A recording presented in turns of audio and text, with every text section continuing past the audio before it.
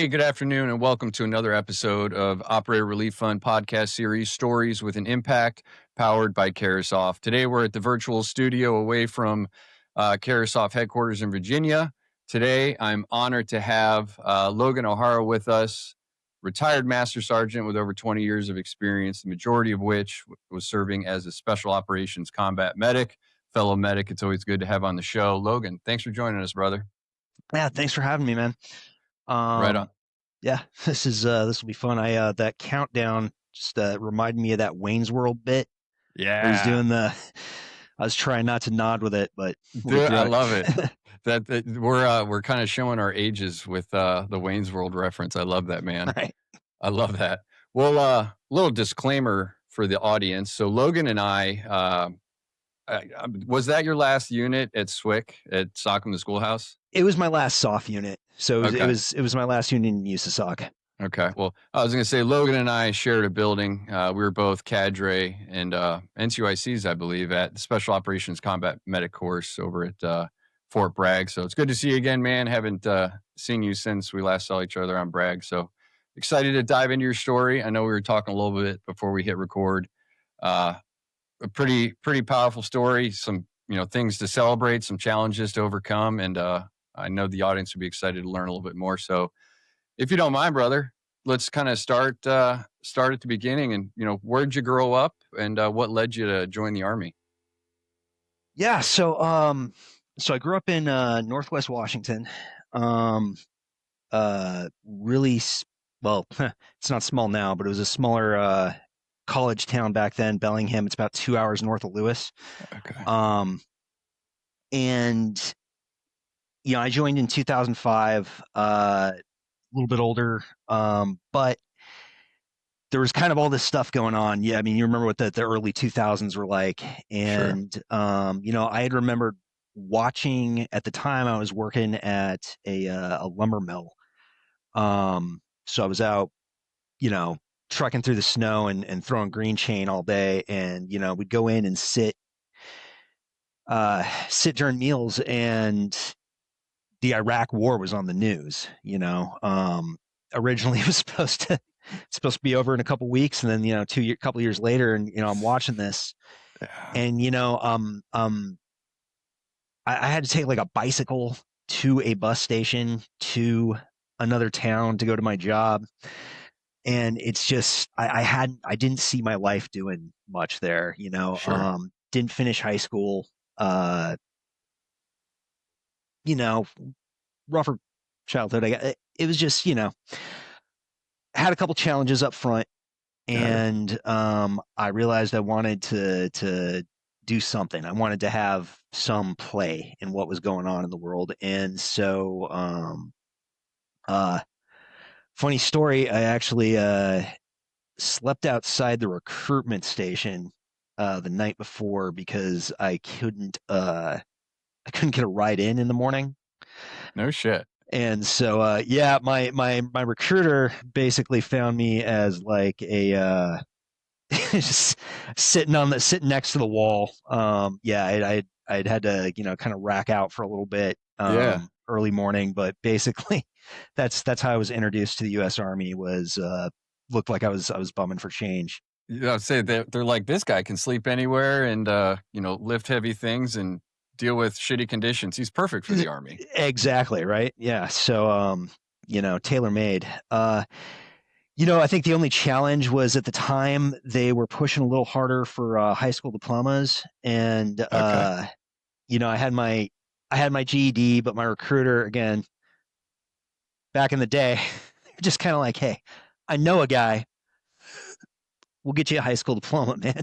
Yeah.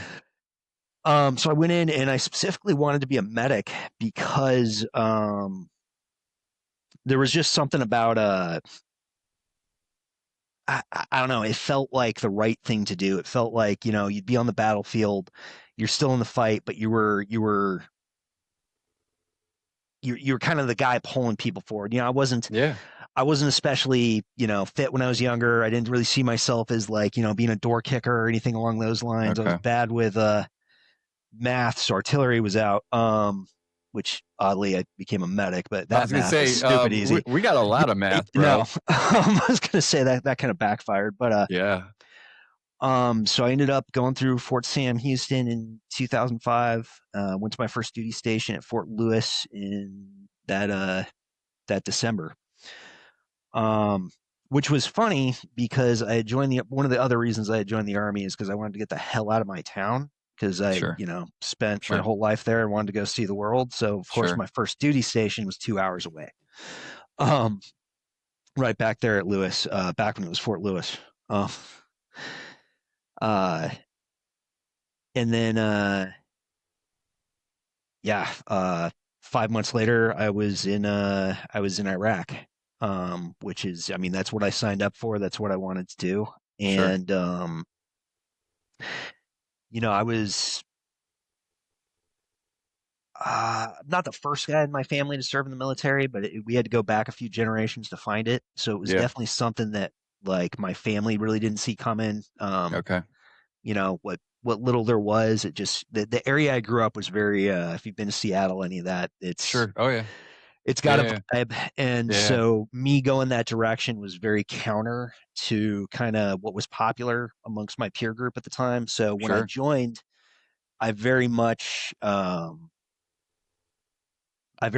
of put all of that behind me, and that became my life. That became my family. That became my Yeah. my purpose. Yeah. And especially it was being a medic too. Was when you I don't know, the first time you get it right is a pretty intense feeling. Sure. And Sure. yeah, uh so that's how I ended up in Iraq. That was during the surge. I worked primarily level one trauma, so I saw a lot of trauma at the time.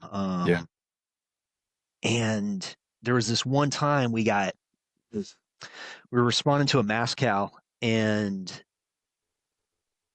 uh, an ODA had been hit, and the guy that came in with it was the first like real life 18 Delta I ever met.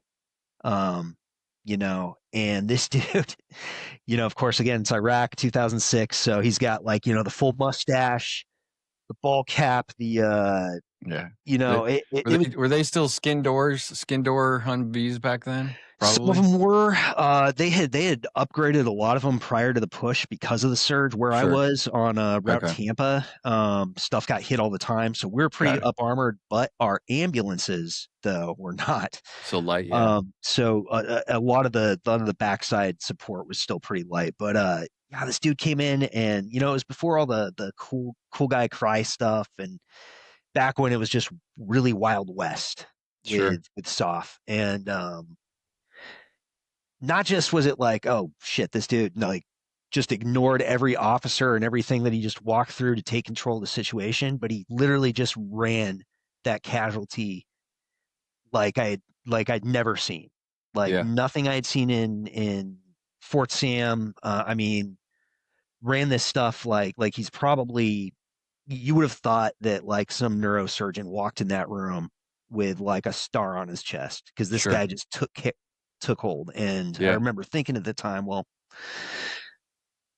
that's what I want to be. That's what right looks like as a medic. Um, and that's nothing for against what I did and my buddy. Hmm. I mean, it's just when Yeah. I saw that, I realized that's what I wanted to do. Sure. That's what I wanted to pursue. And my path took me kind of roundabout to that conclusion. Okay. Um, uh, and I ultimately actually ended up in civil affairs as a special operations civil affairs medical sergeant. And at the time, what it was very new. It was very green, but they were taking SOCM medics. So after I'd completed SOCM, I was kind of unassigned, but ended up over there, and it was a very unique new job where we were taking medicine and what you learn from it on the ground and using that to really support and enable the soft mission at the time, which it was VSO. We were doing Sure. Yeah. primarily village stability ops. So I was kind of right place, right time, right skill set to Yeah. open up a lot of opportunities to me. Yeah. Um, the other challenge there was that, as you know, being a if you're a soft medic, if you're that blue line dude, you're going out with everybody. Sure. So I was assigned to my team, but I got bounced around quite a bit. I think in one tour, I mean, I got to work with. Um, we started with Marsoc, jumped to an ODA. I ended with NSW. Um, Great stories about every single one of them. Everybody has kind of their own kick, but one thing that was universal was all the medics. We'd all train together at one point or another. Sure. So I would run into a SEAL that because they don't have them at the schoolhouse now, but back when I went But through, yeah, or you yeah. and I went through, Yep. yeah. So I'd run into dude, just be like, "Oh shit, man, we used to hang out Yeah. and whatever," and so it really kind of gave me a wide bit of exposure. Um, and then yeah, from there moved on to first S or I actually worked UCOM for quite a while. That's where I did most of my operational stuff, was just bouncing around the Balkans. And then from there ended up at first SFC, where my primary job was training and tracking training. Um, Trackers which for the trackers. is trackers for the trackers. And when you're a young seven in a at like a two-star command, you got nothing. You don't really have like a whole lot of sway. Okay. But what's cool about, again, the community is that, hey, there's not a whole lot of sway, but there's also not a whole lot of barriers. You can kind of just run with stuff. Sure. And so that gave me a phenomenal opportunity to get in on all these programs, especially with medicine, that were developing, and to throw my input into it. So when they were developing you might remember they used to not have the Special Forces Medical Sergeant Skills Sustainment. I don't even know Yeah. if they have it now. That changes so often, man. But Yeah. they leapfrog. So when they were Yep. developing that, I got to have some say in it. Very cool. Just kind of, I got to watch all of this stuff develop, and I really got Yeah. to get an understanding for it. Yeah. And then from there, I went and did the JSOMA program, and my thesis work was on the role of medical intelligence in special operations forces. And it was basically, I had taken what we had done over the last uh, decade or so between VSO, civil military operations, some of the other counterinsurgency initiatives we were running, and how do we actually take all of this amazing knowledge that we have and Yeah. turn it into something. And what had sparked that was actually when I went to school, was I graduated in 2020, and that's when I started working at the Okay. schoolhouse. Yeah. Okay. And if you remember, the schoolhouse in 2020, man, was a nightmare because we couldn't like you had to have like so many students per. We were trying to Yeah. navigate The COVID era. Yeah. the COVID era was just it was rough on the schoolhouse because we were trying to, how do you teach medicine, which is very hands-on, in an environment where and ultimately I think we had some good leadership that really just understood the need for risk in that situation. We really did well. I think SWIC, especially SWIMG, really did well during that whole thing. Sure. But what I kind of realized, and what went into the course that we built off of it, was just this idea that, hey, wouldn't it have been nice if we had like all of this information ahead of time on like which hospitals are using which immunizations, where's this Yeah. stuff going, what are these Yeah. networks looking like, Yep. everything. Yep. And that was kind of a missing piece of the medical training that we had at the time. You get hit, you get shot, the best thing you could possibly have is a soccer medic. Sure. Worst things probably two, because they'll argue. But Well, yeah. One soccer medic, you're good. Two, yeah. yeah, something weird's gonna happen. Yeah. But we were kind of missing that piece. And so I got to kind of develop that and build that into the preventative medicine aspect that we are doing in CA. Yeah. So it was really I was doing a lot at this time, and then I Yeah. had a lot of family things, a lot of other stuff that kind of get into. And the reason I'm kind of I want to explain these opportunities, kind of this environment. I mean, you Yeah. understand what it's like. Sure. Somebody listening though might not see the difference between, and it's not a better, worse, anything like that, but there's a big difference in kind of the soft environment and what you're allowed to the initiative you're allowed to take, Sure. and the just freedom of movement you have as a non-commissioned officer. If Sure. you've got a good idea and it fits, you run with it, you do it. Yeah. Yeah. Um, and again, I say that's important because when I went from that back to the big army, it was a huge culture shock for me. I bet. I And bet. then furthermore, when I went from the army in general back to being a civilian, it was Sure. kind of the second one. And these Sure. happened in very rapid succession. Um, so what happened with me in particular, and, this is bouncing around. Let me get something more stable so I'm not there. You're good. I'm bad with computers. What happened to me in particular, I don't want to go down a rabbit hole of conspiracies. What I will say is after I got the COVID shot, um, within about 6 months, I had noticed my health started during that 2020. Now Yeah. I never got COVID. I was one of those few, whether I did or not, I was never one of those Sure. guys that had the hardcore symptoms, Sure. tested positive, did that whole thing. Um, I was fighting a lot of other injuries at that time, but it was like all of us do, right? I mean, Sure. like I mean, how many of like you start your career with injuries and stuff. Like Sure. that's how they kick you off. And then being medics, we are the absolute worst at taking care of ourselves. Really, really good at taking care of other people. I That's mean, I have left my house at 2 a.m. to flush a bug out of a teammate's kid's ear yeah. because that's how we Yep. do it. Yep. But then I could be missing a finger and Yeah. like duct taping that thing back on, trying to make it to Yep. class on time. Yep. Um, and that really plays into mental health later on down the line. So we'll We'll yeah, get to, well, yeah. we're 100% gonna dive into that, Yeah. brother. So, but what had happened is my body started just kind of shutting down on me. And I went from competing in the SWIC Best NCO competition um, to getting winded walking up the steps in my house within about a 6 to 8 month span. My joints were just on fire all the time.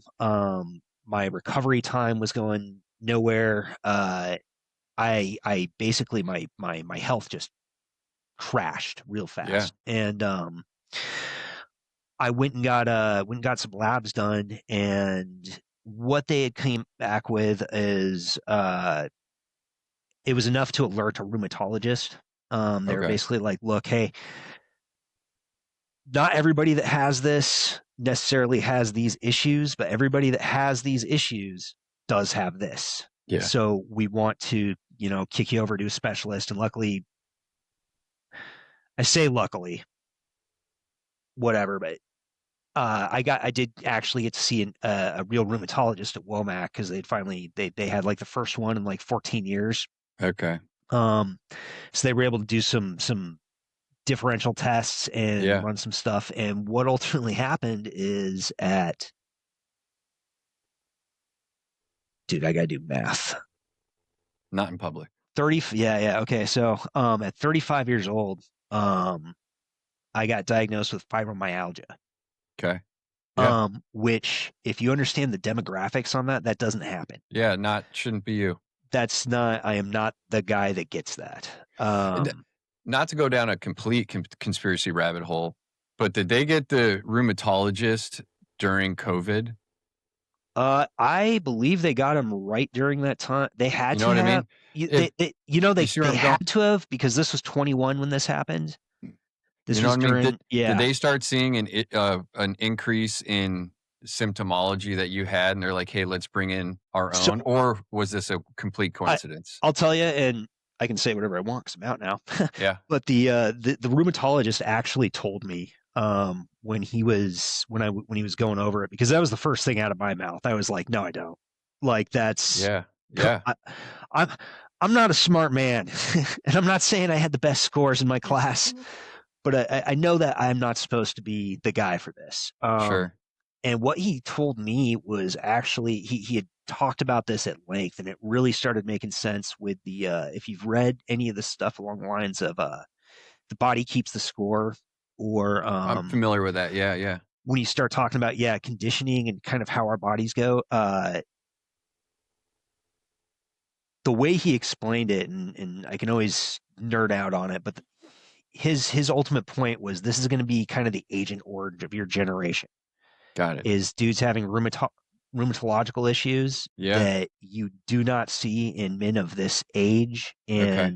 and it just does not happen.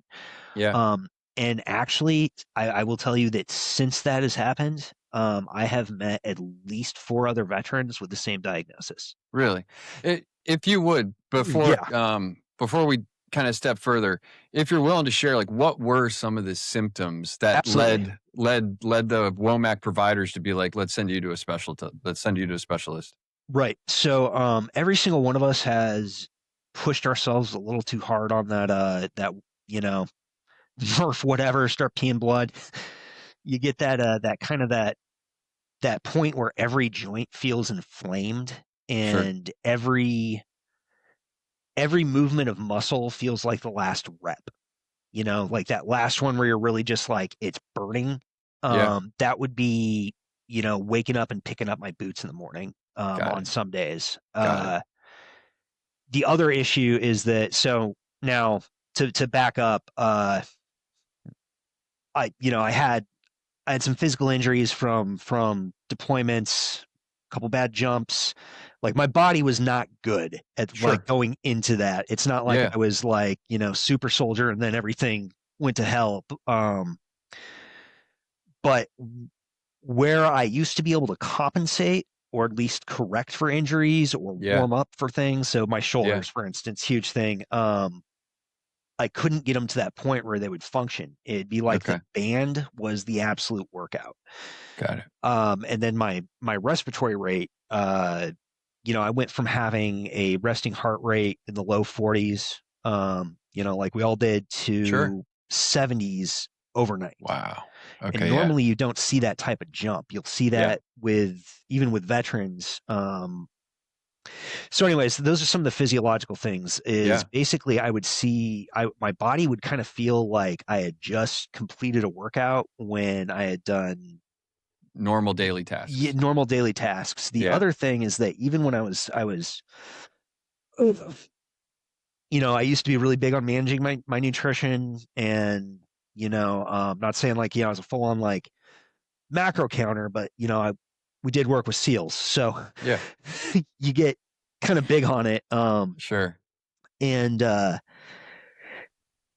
So it wasn't that I was having, and I started having gut issues as well, which is really common with that. But I'm not, one of these guys that eats like, nothing but fast food. And Sure. so I started having gut issues as well. And then so it was breathing, the inflammation, the gut issues, basically everything started hitting. Yeah. Now I had been having migraines kind of periodically since Iraq, Okay. around that time. That had gotten a lot worse in 11 after a couple incidents. And so what I was finding though is where I used to be able to kind of, you can acknowledge when they're coming. Used Sure. to, if you've had them, you know that creeping feeling, Yeah. you Get can the aura a control little it. bit. Yeah. Yeah. Yeah. Yeah. And the whole goal of treatment is stopping it before it gets to that point. Well, Sure. I no longer had that gap. Got it. I would start getting, it was borderline where I would call it like the thunderclap. But knowing what I do about emergency medicine, I knew Sure. it wasn't that. I knew it was Okay. this just coming on. Got But it. overall, my ability to recover, to manage a lot of the issues I was having just went to hell. Got it. Um, so there was definitely something going on, right? Sure. Which is, and I think that's also why they kicked me straight over to rheumatology, was A, the lab findings, and B, the fact that when I was talking with the docs on everything else, and this is a nice thing again, being where we are and having the background that we do, Sure. I can use some big words that I might not know what they mean, but they make him think I know what I mean. So Yeah. I get a little bit different Yep. Yep. reception. Oh, Yep. and I was like, look, dude, this isn't me not being able to eat right. This isn't me not exercising enough. Because Yeah. one of the things that they tell you is like, the best cure for the fibro issues, because it's normally a diagnosis of exclusion, is just Sure. for people to exercise. And I'm like, okay, dude, if exercise is the cure, that's not the problem. Sure. Um, Sure. so uh, that's kind of where that hit. And I will say that there are I'll have to send them to you. I've actually looked into a couple studies that they're doing on the rise of things like arthritis, fibromyalgia, other rheumatoid issues in Yeah. veterans, Yeah. especially younger GWAT guys. That Sure. we shouldn't be seeing arthritis for another like 30 years, Sure. 20, 30 years. Sure. But you got kids coming out at like 36 years old that like can't make a fist. Sure. Anyways, where it started getting problematic is when they started treating me. Okay. Um, so they had me on some SSNRIs initially. Turns out I am allergic to those. Oh, and Um, I'm assuming they found that out the hard way? we found this one out the hard way. The problem was is that they, rather than just backing off of it immediately, they started trying some other SSRIs. Okay. That's how. So I went through 3 different SSRIs before we figured out that it wasn't that they weren't working; it was that I was allergic to them. Got it. Um, and so the counter to that was gabapentin. Um, and then because the gabapentin wasn't quite doing it, they added pregabalin because they wanted Okay. to transition. But then because that was giving me anxiety, they added the clonazepam. And then because the clonazepam was making it so I couldn't wake up. See where this is going? At one point, Poly Farm. polyfarm, right?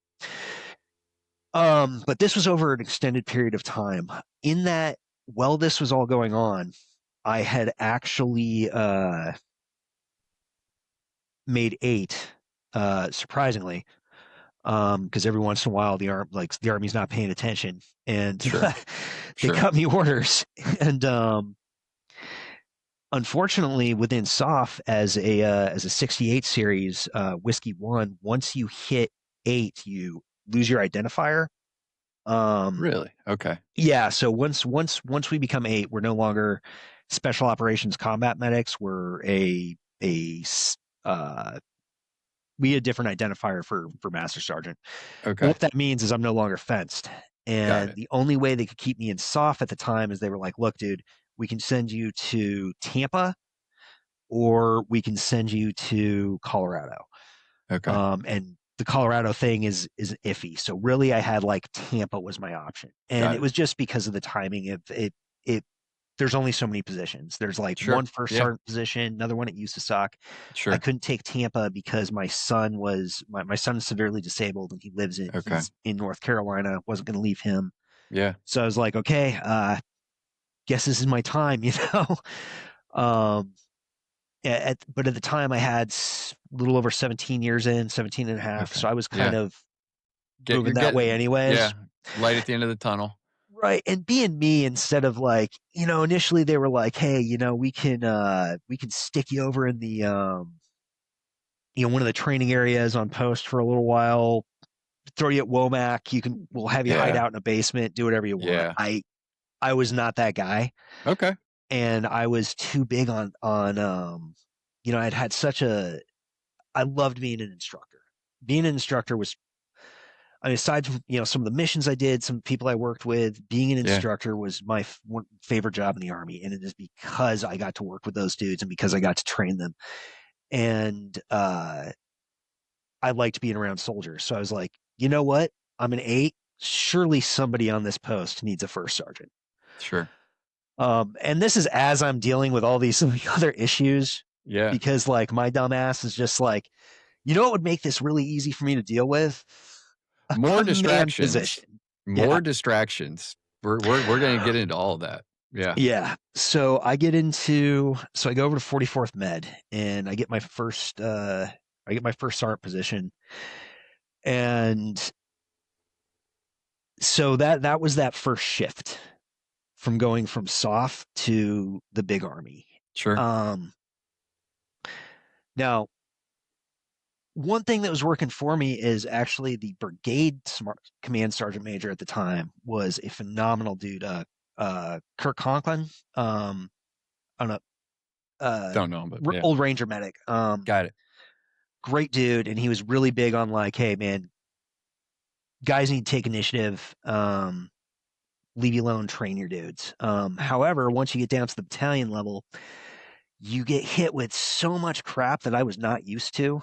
Even working in soft, like I was used to like, hey, the skittles, the reports, the BS that takes you Sure. like an hour to knock out because everybody's kind of we understand that's like the small part. And Sure. what I realized when I got over to the big army is that is very much the focus Got it. Got it. it is readiness, but the idea of readiness is very much based off of is this unit ready to deploy under these specific standards because that is what we have to report. And I mean, granted, that is true of everything. Sure. In soft, however, we have a much better I think we have a much more practical approach to how we employ troops. Sure. Um, but I went from designing PFC lanes where guys were driving through rainstorms up to Raleigh doing blood transfusions in the back of a truck. You might want to cut out all this stuff. You're good. Um, You're good. like blacked out to I'm checking wipers on vehicles to make sure they have been serviced properly and been annotated. Um, and it's all very important. It's all big. One of the big things I thought I was going to be training soldiers a lot more than I was, or at least than I would be disciplining them because I hated doing that. I hated that if a guy got in trouble because it was just like I wasn't used to it for one. Um, and then second, it was just like, come on, man, we could be doing all this great stuff, but now I Yeah. got to spend 3 hours out of my day Yeah. explaining why you made a stupid decision. Yeah. Yep. And we saw a little bit of that at the schoolhouse too. So, It's yeah. You're never gonna get away with it. It sure. is the grass is not always greener. Sure. I think what the challenge is, and what I would speak more specifically about is less the environments because both environments are necessary and they are built to their purpose for their Sure. purpose. Sure. What's more significant is how I handle it, and it was not great. Got I it. will be completely Got it. honest. Between going through all the other stuff Sure. and then my approach to, hey, I want to take my guys and train them on XYZ because I've got privates coming out that can't put a tourniquet on properly. Because that was not the war fighting focus at the time. Or, Sure. They're doing shit assessments. I want to make sure Sure. my guys are good. I want to make sure they're going to school. I want to get them these opportunities. Yep. And I'd be told that, yeah, that's great, but we need 10 guys to cover this parade, and I'd lose it. Yeah. And Yeah. because I was pushing myself a little harder than I should have, because I took on this first sergeant position, the stress started adding up, everything else. Went to doctors, they're still trying to treat all these things. Eventually, what Yeah. happens, we go back to polyfarm, and I was taking at one point 12 different pills totaling 12 different medications totaling 32 pills a day. Um, All while active duty. This is all still active active duty. duty. Well, I'm Yeah. trying to be a first sergeant. Yeah. And okay, I mean, like, the fun part of it is there were some meetings that had to be like highly edited and recast between myself and like our XO just because yeah, I was not allowed at rehearsals after a while because they started realizing that like, hey, this dude is doped up. He is, Let me ask you this. yeah. Company leadership recognizes that, right? To an extent that they're like, hey, we need to almost separate Logan, is what I'm hearing. Mm-hmm. Did they support you in any way? They did. Actually, Okay. so I'll get into that because it's actually where you guys come in too. Okay. Um, so these 32 pills a day ultimately end in um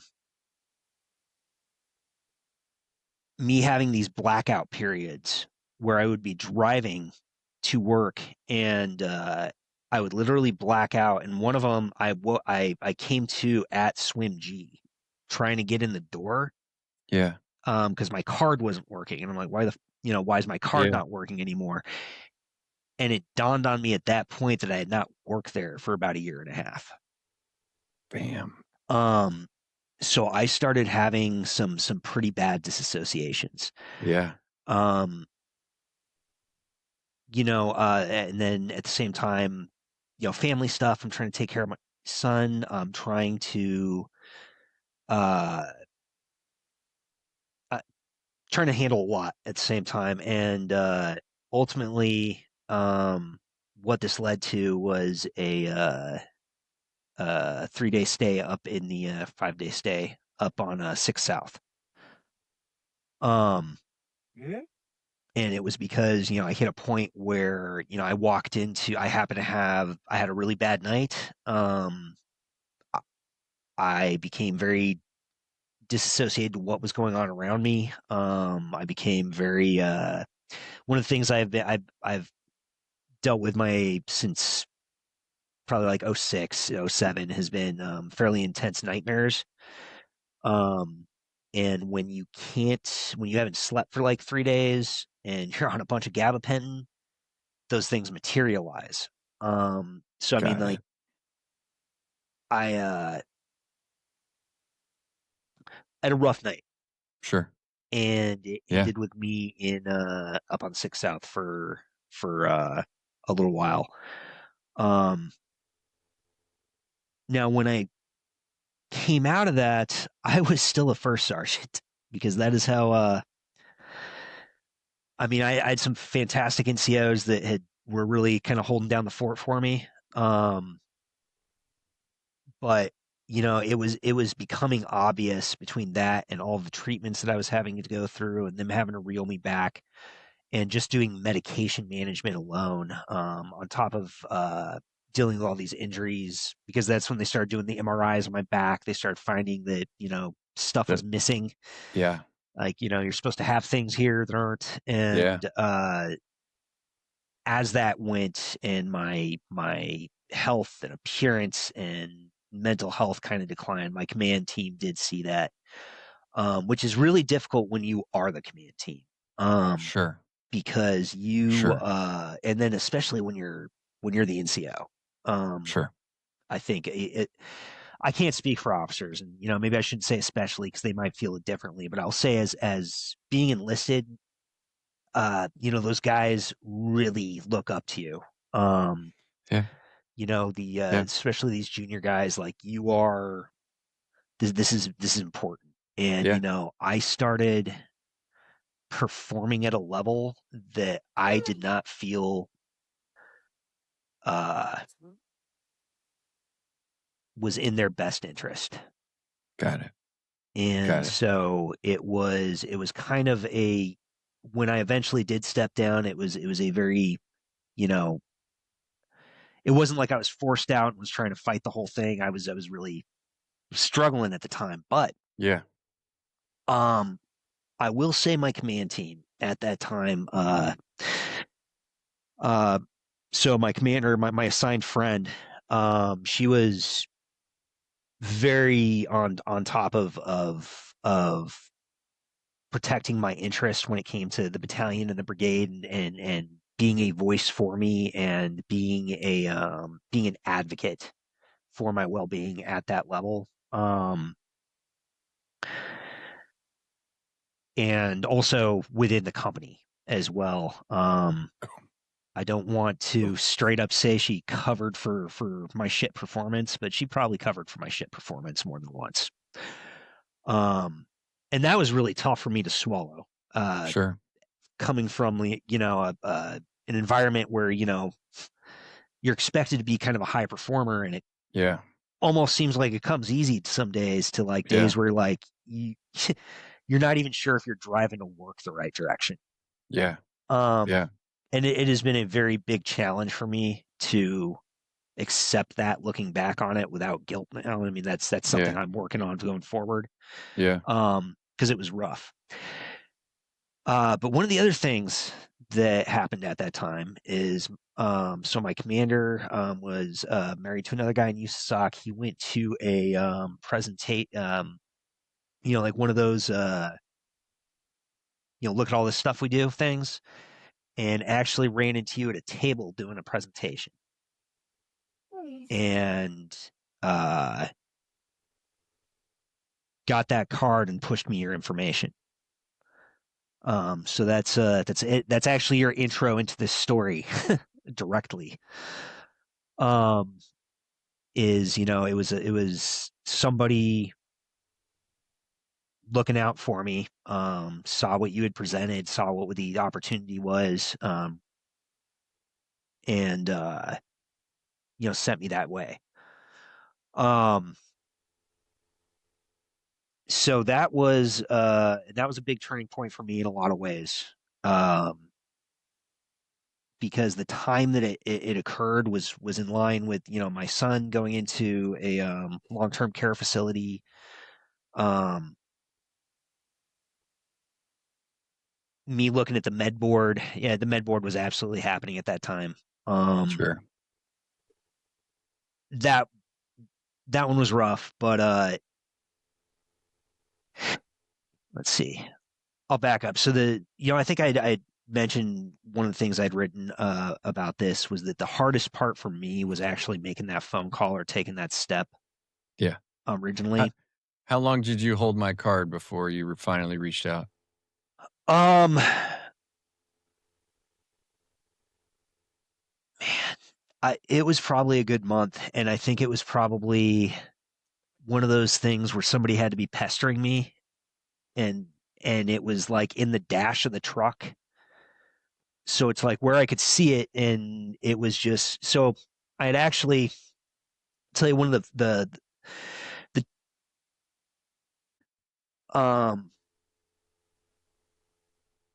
Who so was it? So between, you know, learning about ORF, you get my card.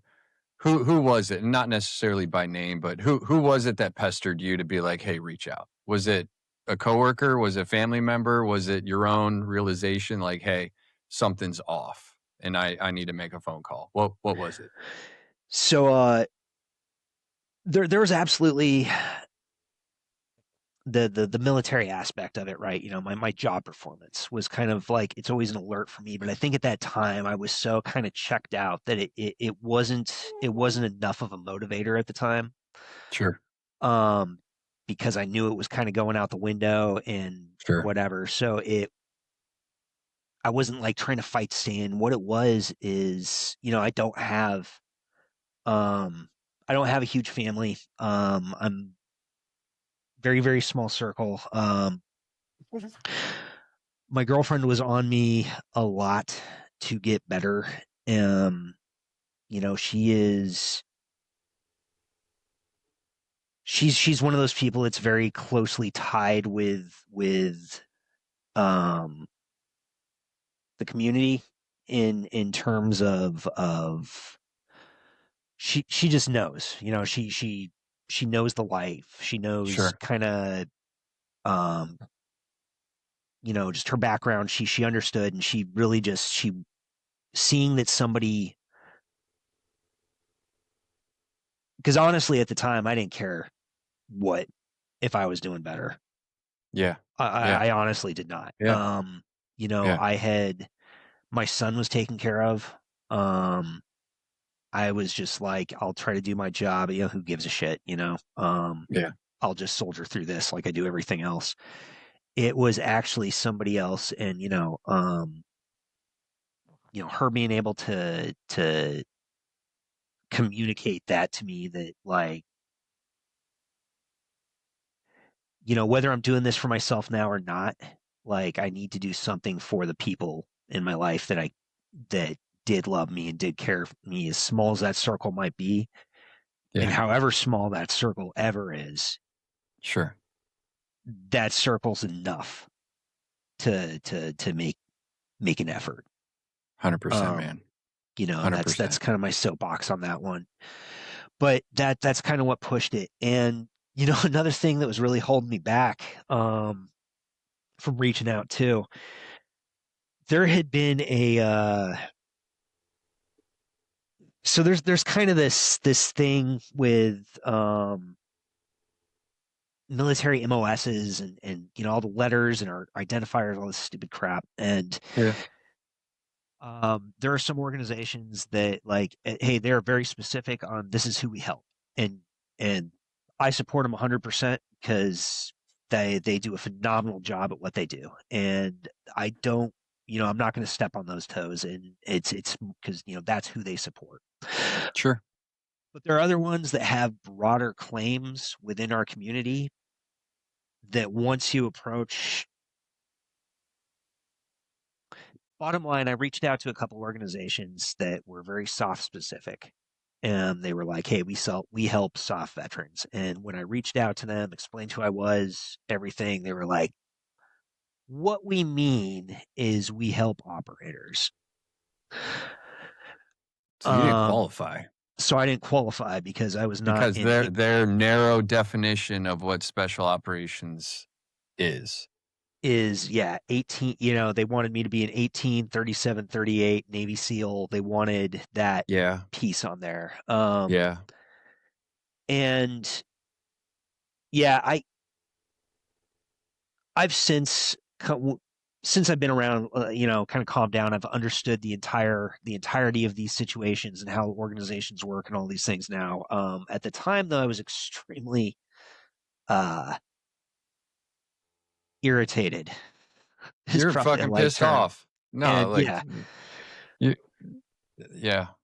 and For the record, for anybody listening, the special operations units within the United States Army include U.S. Army Special Forces Green Berets, U.S. Army Civil Affairs, U.S. Army the PSYOPs or MISO, Rangers 160th.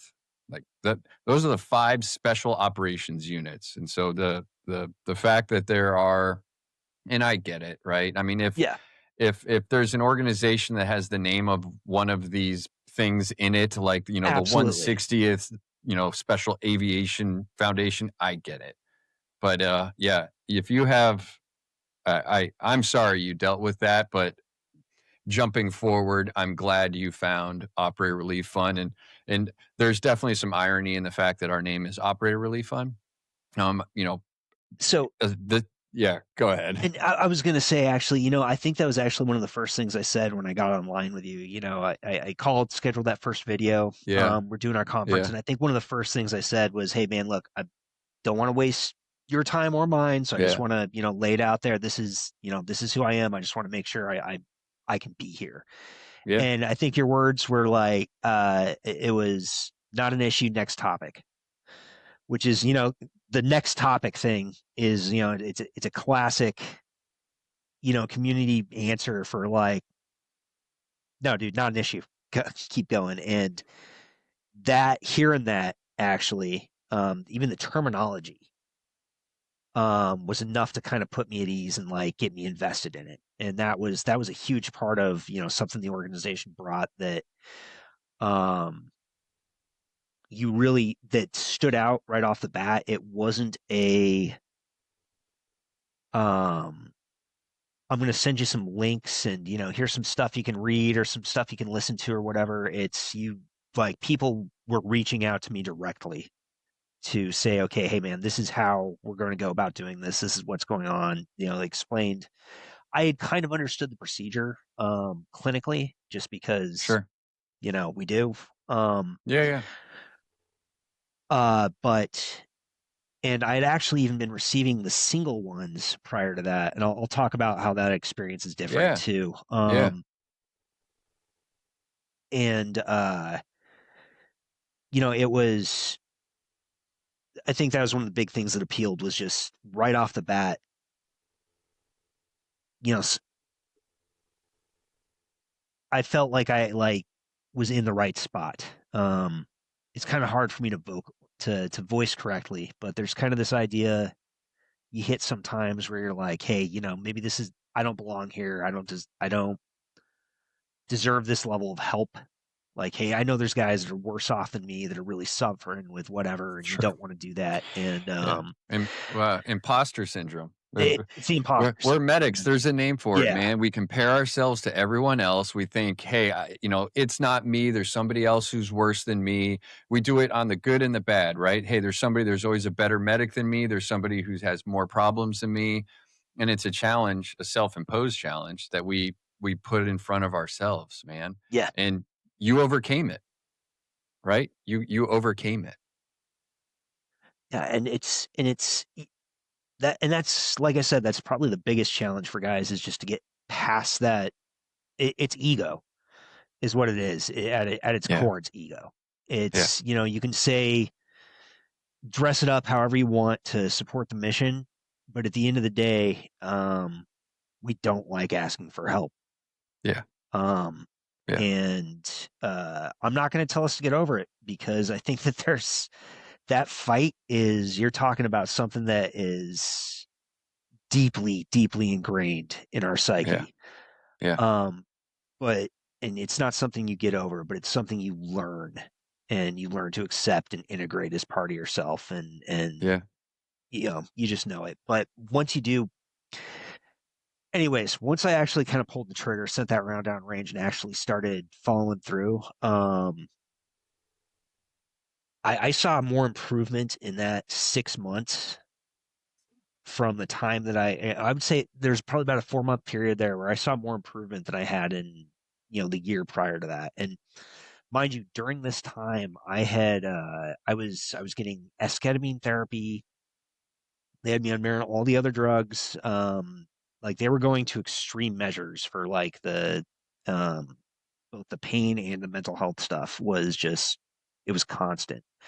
And they were doing the single side SGBs because I could get them through Womack at the time. The Yeah. problem with those, and this is kind of the issue with the procedure, when it's done when you only do it that method with that methodology, is that um, sometimes it just doesn't work. It Sure. hits the wrong. You're talking about trying to hit a nerve. You're hitting a thread with something the size of a Yeah. pipe, dude. I mean, Yeah. yeah, Yeah. it is what it is. But um, the other problem is that it kind of goes through this cycle of about, for me anyways, I would have about a week where I just feel kind of off, and then I'd level out and I'd be less reactive. Okay. Um, to some degree, I'd be able to kind of like control how I was reacting to certain stimuli for Yeah. about 4 to 6 weeks, and then it would start wearing off. But I had to wait 8 weeks for the next one. And did they ever switch sides?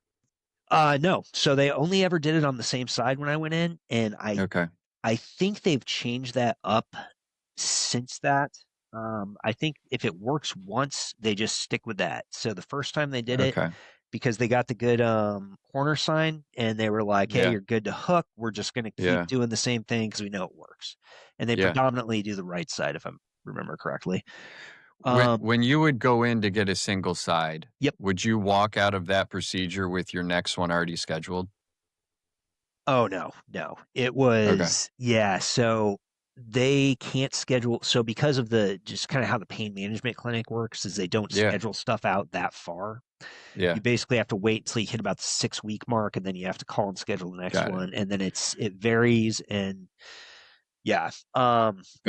No, with the dual one, I it is almost night and day the efficacy between the two. Um, at least in my experience. Sure. Everybody's going to react to it differently. So when I went and got my first one, or or, or my first one with the army, it, I actually didn't. I wasn't going to go back for a second because I didn't think it would work. Eventually, they started kind of working in, and I slowly learned how to kind of adapt myself around the ebbs and flows of the shot because I Okay. knew like, hey, I'm going to be okay for about a month, and like I'm not going to be annoying everybody. I'm not going to be snapping at everybody. I'm going to be okay. And then I'm going to have about 2 weeks where I suck, and then I'm going to have about 3 weeks where I'm really bad, but then I'll get another shot. And it's just that's how I had to plan my life. Got it. Um, the dual one took me a little longer for it to fully kick in. About maybe like 4 days as opposed to 2, or 5 as opposed to Okay. 3, whatever. Only by a matter of days. Yeah. But once it did, I got I want to say about 6 months of total like high end what it's supposed to be doing before it started to taper off. And when it Mhm. did taper off, it was steady, and that's important Awesome. because the key to this thing is, at least for me, what I got out of the still ganglion block is it turns the volume down on that external stimuli that usually sets us off. Yeah. But that's not really the important part. The important part is it gives you distance from flash to bang. And that is, it might not sound like much, and it might actually even sound like counterintuitive to what we do, or what we're trained to do. Sure. Um, but uh, it's necessary. And how I kind of relate it is, you know, from the time we step on to from the time you step off the cattle cart at basic training, you are being conditioned to control your fight or flight, to focus on that fight, to put that to use, and to Yeah. essentially see the entire world as a battlefield. Yeah. And that's how you train warriors, and that's important from like an Yes. anthropological standpoint. There's you can't go against that. There's maybe different ways to do it, but this Sure. is this is important for how we develop, because that's what keeps us Yeah. alive. Yeah. The problem is when you do it for an extended period of time, um, that's your new normal. It's your new baseline. That's your baseline. That's how you Yeah. function. Yeah. Um, and you know, uh, a simple study that I was reading about PTSD also I hate the PT. I'm a big fan of the new like PTS and PTG Yep. terminology. It's an injury, right? It's Yeah, not a disability. It's not a disease. It's an injury. No different than you screw up your knee. You go to a doctor. You get it fixed. It's not the same knee, but it's a knee that works. Same thing when it yep, comes to our mental health, right? It's an injury. absolutely. Something happened. Something's different. There's different modalities out there that we could use to improve ourselves. We improve. We rehab, right? Yep. And one of the studies I was reading was about you take guys from like World War II, um, theoretically at lower rates, but I mean, granted, that was back when they just gave people insulin shock therapy, so their Sure. records aren't great. Yeah. But one of the things they did point out is that these guys, their travel time, so their time between combat, first off, was much less than your average like GWAT soldier. Yeah, it was like crappy conditions, but it was the number of days spent in combat in Okay. direct firefights Yeah. has actually grown from World War II up to GWAT. So your average American Mm. soldier experiences more days of combat in Korea than they did in World War II, in Vietnam than they did in Okay. Korea, and up through GWAT. And we're talking about like number of ticks, number of engagements, like Okay. the level of constant fight or flight like methodology, right? Okay. Um, Okay. and one of the things that countered that at the time, actually, oddly enough, was the long trip that would get you across the Atlantic. So they were actually Okay. taking guys that Yeah. had just gone through all this trauma, putting them together on a boat and saying, "Here's 6 weeks to figure it out, stupid." Yeah. And Yeah. you know, um, and granted, there's a lot to be said for different generational understandings and medication, all this stuff. But the point is, we have this whole generation of guys that we were in and out like back to back. It was, you Yeah. might be home. I mean, I know so many guys that would be gone for 6, home for 3, gone for another Yep. 9. Yep. Yep. Especially And during the surge extensions. I mean, just yeah. And constant.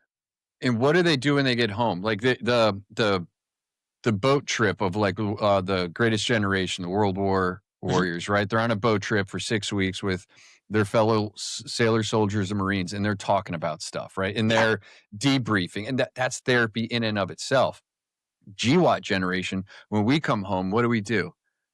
We go right back to training. We don't have that decompression time, right? We don't yep, have in the military, especially the Army, likes to talk about all these resiliency programs, right? And yeah, there's resources out there. However, if we're not allowing the men and women the actual time to take advantage of those the resources, it's not going to work. I mean, absolutely. I guarantee you we can pull 10 GWAT dudes up here, dudes and dudettes of hey, when you went on deployment, that I have no doubt was traumatic in and of itself. But when you came home, right, within the first 30, 60 days, what did you do? And I would venture to say every single person was like, I went to a school, we had another train up, we had some sort of training thing, right? And you Yeah, just don't have time, all while family life is still there, right? I mean, it's insane. yeah, It's like I'm not saying the system's meant to fail, but if we're not actually allotting our servicemen and women when they come home to have that appropriate decompression time, like it's the yeah.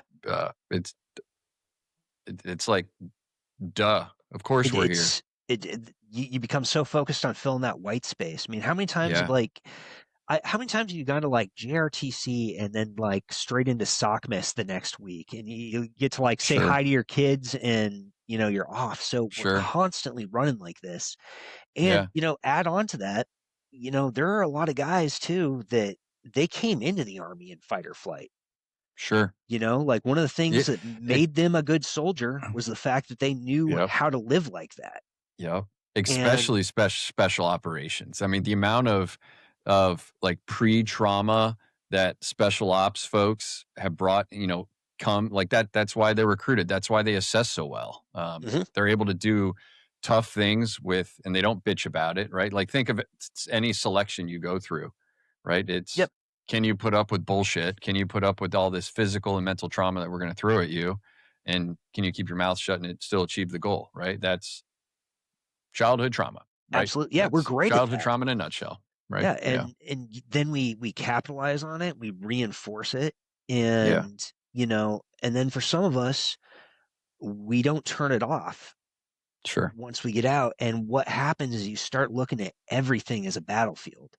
Sure. So everything is an engagement. Yeah. Like you go to drop your kids off at school, right? And it's like all you're doing is getting in line at a school and opening a door. Like anybody can do that. But you Sure. start looking at it as if this dude cuts me off again, I don't care if like God can see me in this parking lot. I'm gonna take him. Yeah. It's your reaction is just quick because Yeah. it's everything's a battle. You start backing off. And one thing the SGB did for me is it created space there so that I couldn't react like that. Now, yeah, honestly, I think there's probably like that delayed reaction of like, hey, if you shot at me at that time, I might have to like remember what to do or something. But it's like it's not so drastic that you're like Sure. that you're a zombie. It's Sure. but what it does do is it just creates this little gap where something comes in that you normally know would set you off, like you're coming out swinging, Yeah. and you get to think about it for a split second. Now, what's important is what you do with that split second. Yeah. And if you just rely on any therapy or any modality, SGB, esketamine, call it what it is, if you rely Sure. on a single thing and you don't actually build around it, then once that wears off, you're not going to really know what to do with it. So, Sure. is what it is. But what I found is this really opens up your ability to process that and to do something with that gap, that space of time. And Yeah. the example I was gonna give that really um, helped out with like my current SGB that's very active is I just got back from a program that utilized equine therapy. That great organization does some good stuff. They actually get you out like working with horses and Yeah. you know What's the it's name? oh Name war name horses drop it. yeah war horses for veterans. Awesome. Um, Where are they phenomenal org located? there in Kansas. Okay. So they run want to say they run like a couple different programs. Okay. I don't want to get into it, but they are a phenomenal group of people. What they do is they bring in veterans, first responders. They've got like a soft specific cohort as well, Okay. and you work with like real cowboys for a week on like, hey, here's how you actually approach these animals. Here's how Okay. Yeah. you ride them properly, and it's not like you come out of it being able to race them or anything, but it's Sure. like you get comfortable around it. But during the same time, they do very much what I liked about your about Operator Relief Fund is they're involved with you throughout the entire process. Like it's never just like a hey, this place time uniform and figure it out. It is Sure. they're with you kind of every step of the way.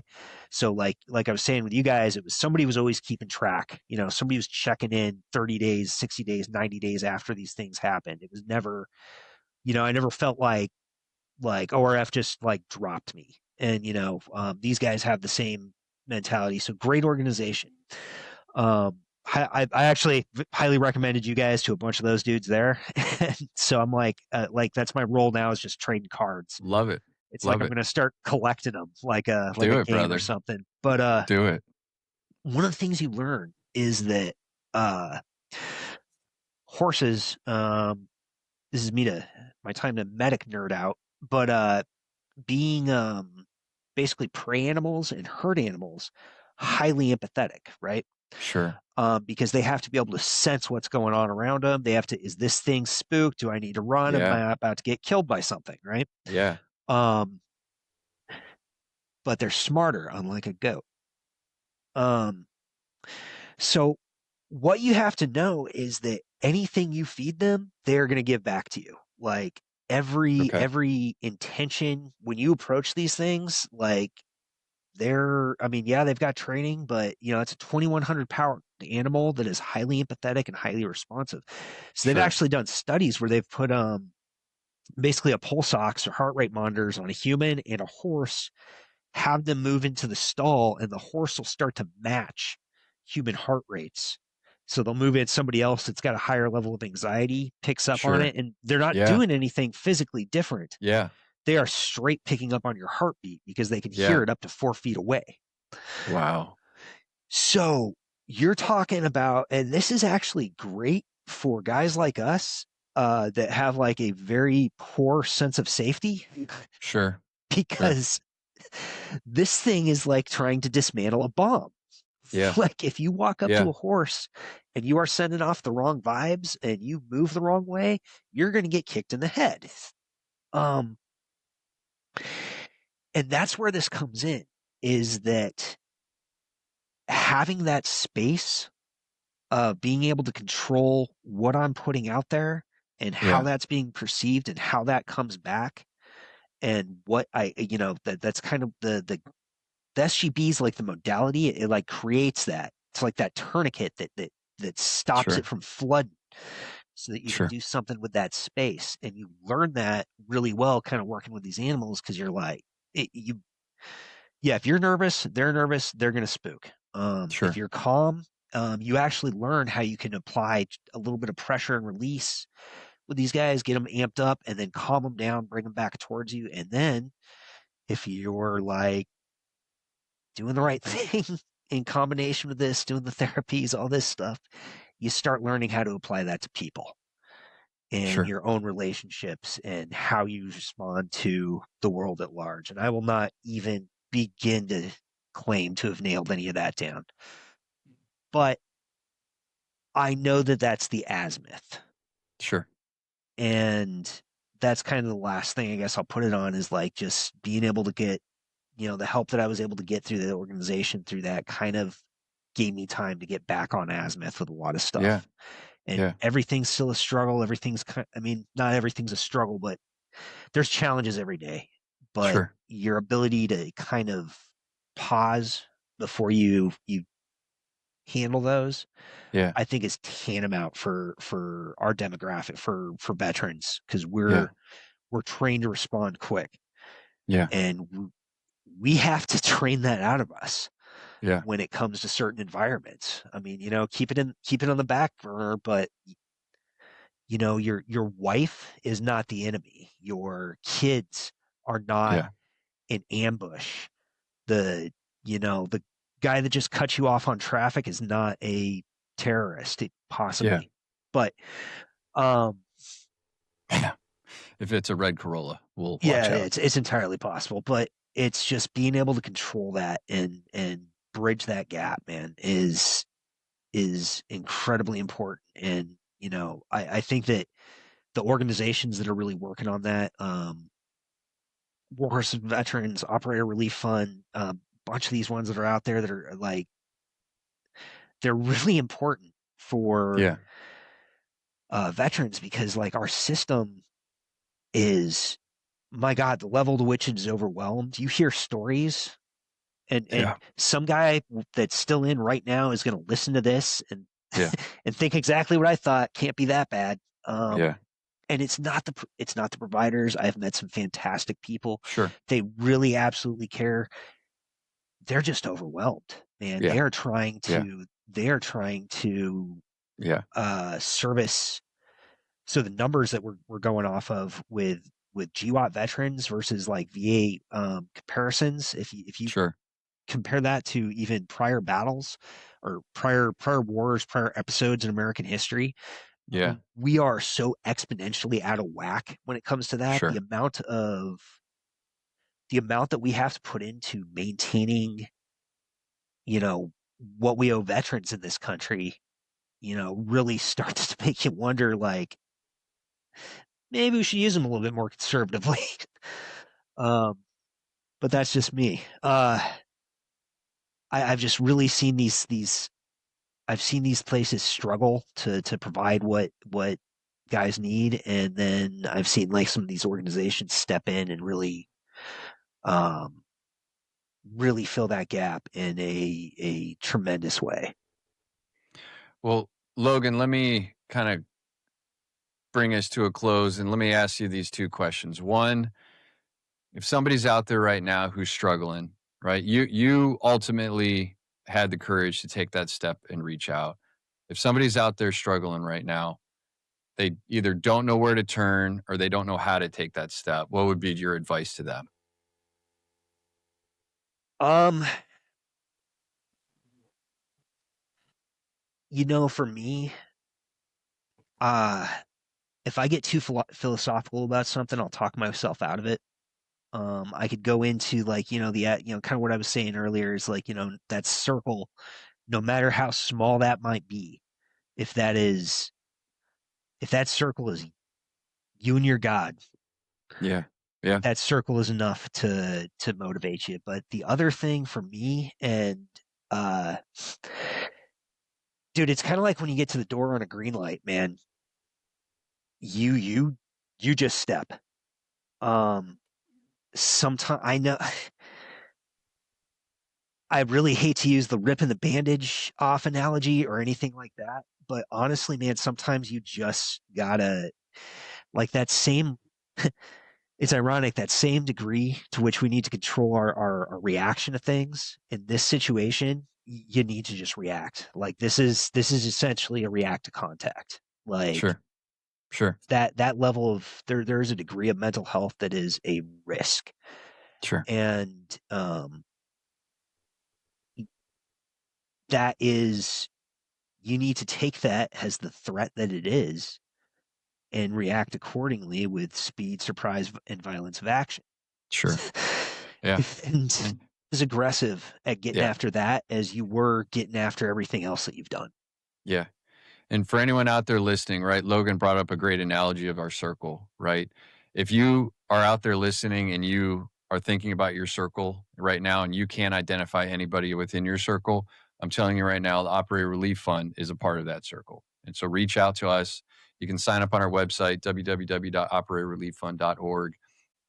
We are a part of your circle and we are here for you. Logan, the last question I want to ask you is simply, you've been on your mental health healing journey. Healing looks a little different for everybody, but what does healing look like for you personally? Um, so it's kind of multifaceted, I guess. With me, one of my biggest challenges and the things that I work on is developing a better relationship with you know God and family, because that's the closest you can bring that circle in, Sure. and it needs to be strong. Yeah. I'm not saying I'm great at that. I struggle with that on a regular basis.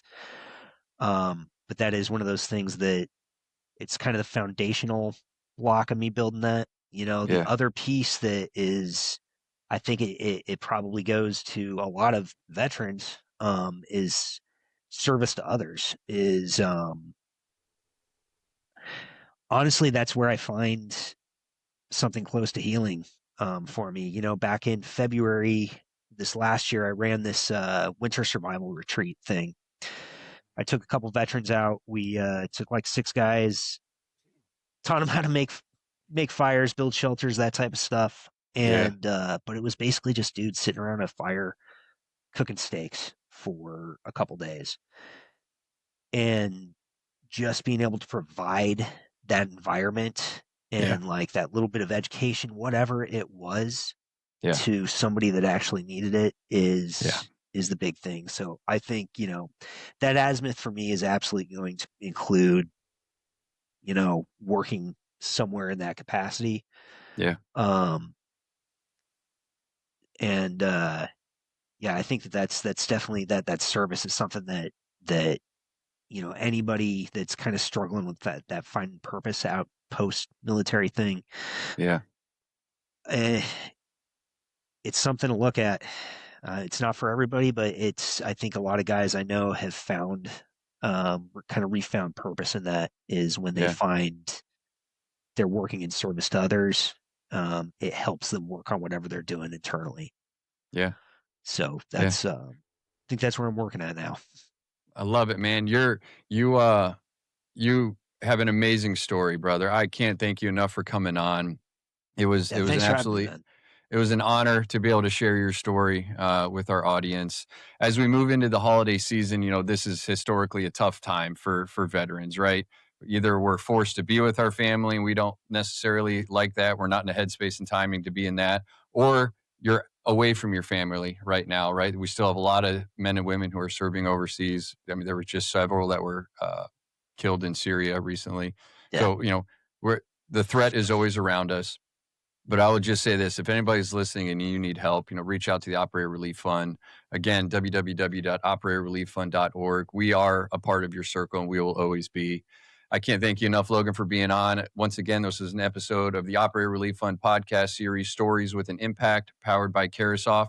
We'll see you guys in the next one. Thanks, Logan. thanks.